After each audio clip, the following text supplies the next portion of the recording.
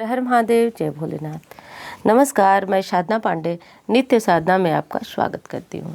दोस्तों, आज मैं बात करने जा रही हूँ जन्माष्टमी से जुड़ी हुई संपूर्ण जानकारियों के बारे में।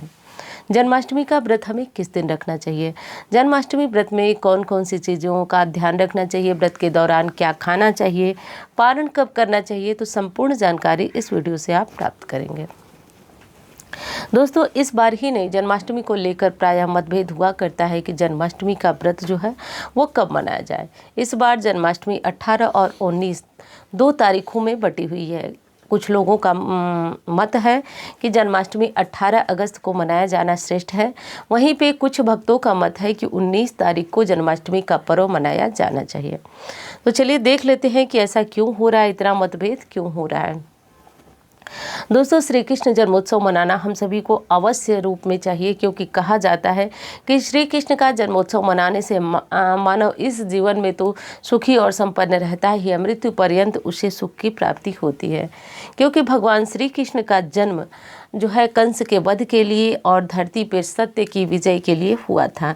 इस कारण हर घर में श्री कृष्ण का जन्मोत्सव अवश्य रूप से मनाया जाना चाहिए। अब ध्यान दीजिएगा, अष्टमी तिथि जो है प्रारंभ हो रही 18 अगस्त को शाम को 9:21 से, और अष्टमी तिथि समाप्त हो जा रही है 19 अगस्त को रात को 10:59 पर। अब देखिए, कुछ लोगों का मत है कि जब रात को 18 तारीख को रात को अष्टमी तिथि मिल रही है तो अष्टमी में ही हम श्री कृष्ण का जन्मोत्सव मनाएंगे, श्री कृष्ण का जन्म कराएंगे। वहीं पे कुछ लोगों का मत है कि सूर्योदय की समय अष्टमी तिथि हमें 19 तारीख को मिल रही है, इस कारण वो रात को अष्टमी नहीं रहने के बाद भी अष्टमी तिथि का व्रत रखना बता रहे हैं। तो देखिए, स्मार्त जन जो है वो 18 तारीख को अष्टमी का जन्माष्टमी का व्रत रखेंगे। वहीं पे जन सामान्य के लिए 19 अगस्त को जन्माष्टमी का व्रत रखना उत्तम बताया गया है।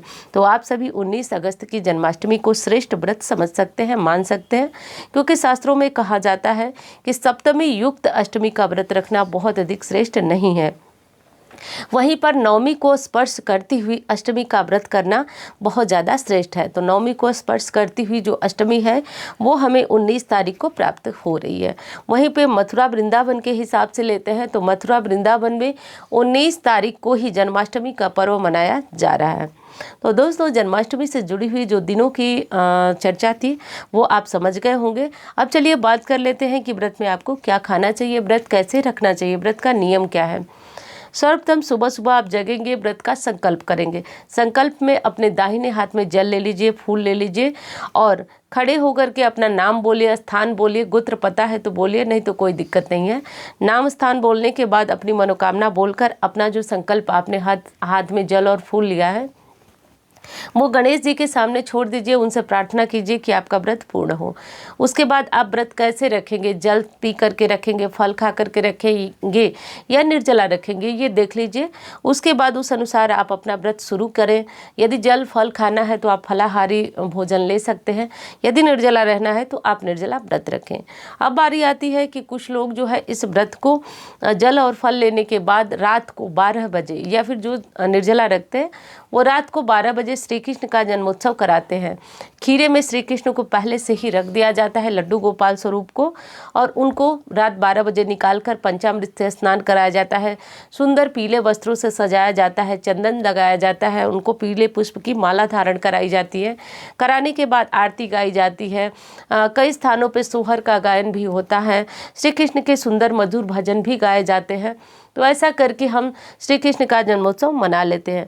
प्रसाद में विशेष धनिये की बनी पंजीरी जरूर चढ़ाना चाहिए और श्री कृष्ण के लिए माखन मिश्री भी जरूर चढ़ाया जाता है। तो अनेक तरह की पूजा विधियां जो है वो होती हैं, परंतु साधारण विधि यही है कि जो ऋतुफल हो वो चढ़ाएं, माखन मिश्री चढ़ाएं। इस तरह करके श्री कृष्ण का जन्मोत्सव आप सभी मना लें। उसके बाद जो प्रसाद होता है उसको खा करके सर्वप्रथम अपना व्रत खोल लेना चाहिए। कुछ भक्त जो है वो सूर्योदय के बाद अगले दिन 5 बजे, सुबह 5 बजे, जैसे कि 18 तारीख को जो लोग व्रत कर रहे हैं उनको अष्टमी तिथि ही 19 को प्राप्त हो रही है। इसलिए बार बार कहा जा रहा है कि 18 तारीख का व्रत श्रेष्ठ नहीं है, क्योंकि अष्टमी का व्रत रखकर अष्टमी में पारण कभी नहीं किया जाता है। इसलिए 19 तारीख को व्रत रखिए। 20 तारीख को सुबह 5 बजे के बाद जो है आप स्नान कीजिए, लड्डू गोपाल को भोग लगाइए, आरती कीजिए, ब्राह्मण को दान दीजिए, कुछ दक्षिणा दीजिए। उसके बाद जो है आप भोजन कीजिए। इस तरह करके दोस्तों जन्माष्टमी का व्रत पूर्ण होता है। आप जिस किसी मनोकामना के लिए जन्माष्टमी का व्रत रखते हैं वो पूर्ण होता है, तो ऐसे कर लीजिएगा। और हाँ, व्रत में क्या खाना चाहिए ये तो मैंने बता दिया। व्रत में एक चीज़ मत खाइएगा, सरसों का तेल, हल्दी, ये चीज़ें नहीं खाई जाती है। लाल मिर्च जो सूखी मिर्च आती है वो भी नहीं खाई जाती है। हींग नहीं खाई जाती है। बाकी जो फलाहारी जैसे साबूदाना हो गया, कुट्टू का आटा हो गया, मूंगफली हो गई, जो फल हो गए, वो सारी चीज़ें खा सकते हैं। तो इस तरह करके व्रत रखिएगा। जन्माष्टमी के व्रत में भूल करके अनाज का सेवन नहीं किया जाता है, नमक का सेवन भी नहीं किया जाता है। नमक के स्थान पे सेंधा नमक का प्रयोग कर सकते हैं। तो वीडियो कैसी लगी बताइएगा ज़रूर। अच्छी लगती है तो लाइक किया करें, चैनल को सब्सक्राइब कर लें। मिलती हूँ इस तरह की वीडियो के साथ। धन्यवाद।